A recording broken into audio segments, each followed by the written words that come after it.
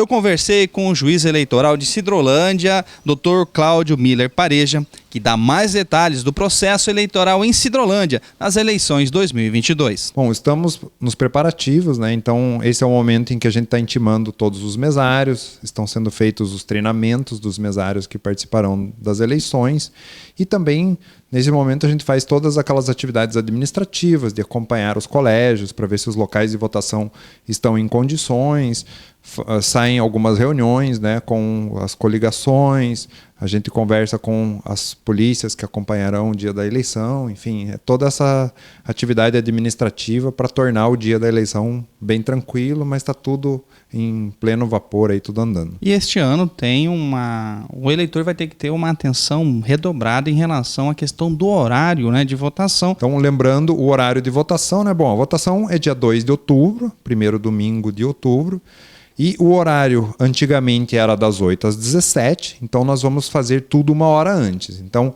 começa às 7 horas da manhã e às 16 horas, então as pessoas que chegarem na fila até às 16 estarão autorizadas a votar. As pessoas que chegarem depois das 16 horas, ou seja, 4 horas da tarde, não mais poderão votar. Então essa é a principal alteração de horário. Então, só para repetir, votação das 7 da manhã, iniciando e encerrando às 16 horas, ou seja, às 4 horas da tarde. E a questão do transporte, principalmente para a área rural, como é que vai funcionar este ano? O transporte para a área rural vai seguir o mesmo esquema que já foi na última eleição, né? Na eleição de 2020, eleição municipal.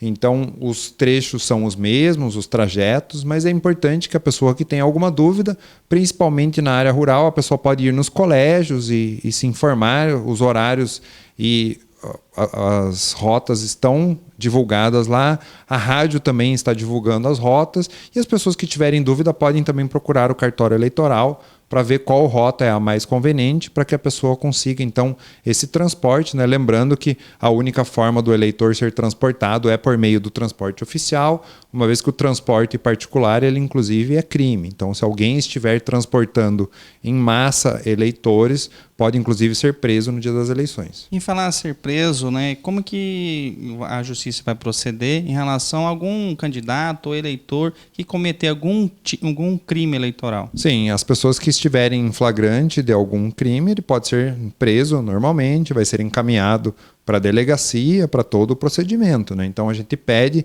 que as pessoas evitem qualquer tipo de comportamento contra a lei, né? Então a gente falou aqui do transporte, mas tem também boca de urna, compra de votos, enfim, são todos comportamentos que sim dão a possibilidade de prisão em flagrante, como qualquer crime praticado fora do período eleitoral, né? Aquelas limitações que muitas vezes as pessoas podem confundir de proibição de cumprimento de mandado, é o cumprimento de mandado, ou seja, a pessoa já tem uma prisão decretada por ordem judicial e aí tem um período em que a pessoa não pode ser presa no cumprimento do mandado. Prisão em flagrante, ou seja, a pessoa que está sendo pega praticando o crime naquela hora pode ser presa normalmente. E outra questão também que sempre gera bastante polêmica, a questão da lei seca, né? Como é que vai funcionar a lei seca este ano? Então, o Tribunal Regional Eleitoral já regulamentou a lei seca, então houve a proibição de fornecimento de bebida alcoólica começando às 3 horas da manhã do domingo, né, no dia 2. Então, de sábado para domingo, pode ser consumido bebida alcoólica em bares e restaurantes até às 3 da manhã. Às 3 da manhã começa a viger a proibição e ela vale até às 16 horas, ou seja, até a mesma hora que acaba o horário de votação. E aí pode haver o consumo, então, nos locais destinados ao público. Não há proibição de venda de bebida alcoólica neste período, mas há sim a proibição que a pessoa faça a ingestão da bebida nos lugares. Outra questão também que o pessoal está sentindo muita dificuldade, muita gente fala que não quer votar, não se sente vontade a votar, está descrente. Como é que reverter esse quadro, que as pessoas possam realmente exercer a sua democracia e ir votar? Não é deixando de votar que as coisas irão mudar, ou seja, a partir do momento que o eleitor que está em casa deixa de votar, ele está permitindo que as outras pessoas que forem votar escolham quem vai ser o dirigente dela, né? Então o que a gente pede procure os candidatos que você tem mais afinidade, eventualmente olhe as propostas, escolha uma pessoa que você imagine que possa fazer um bom trabalho e depois acompanhe durante os próximos 4 anos, porque o que muito acontece é a gente nem mesmo lembrar em quem votou na última eleição. Essa questão das urnas ser segura ou não, qual que é a avaliação do senhor sobre essa questão do processo eleitoral que vem sendo questionado muito nos últimos anos? Pois bem, essa é uma questão que surgiu há pouco tempo, né? Nós já temos urnas eletrônicas há quase 20 anos. Todo o processo das urnas ele é público, então os partidos políticos, eles inclusive participam no TSE, podem inclusive participar com a inclusão de sistemas, programas de computador que possam auxiliar no rastreamento, né, ou na fiscalização do resultado. E é fato que os partidos fazem isso, inclusive em eleições anteriores já houve reclamação de partido junto ao TSE, sob a alegação de fraude, e essa fraude nunca foi comprovada. Ou seja, a cúpula nacional de um dos maiores partidos do Brasil apontou isso e não conseguiu provar.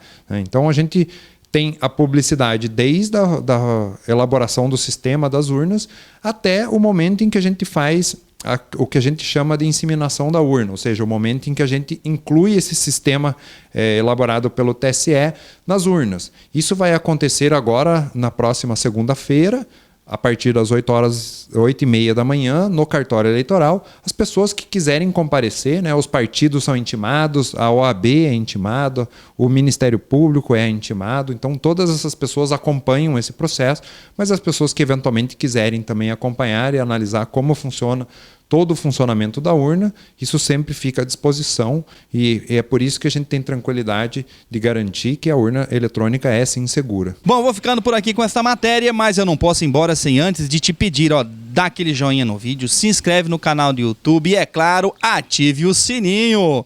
Com imagens de Matheus de Moraes, reportagem Joel Fac para o Circolino TV, onde a gente se vê.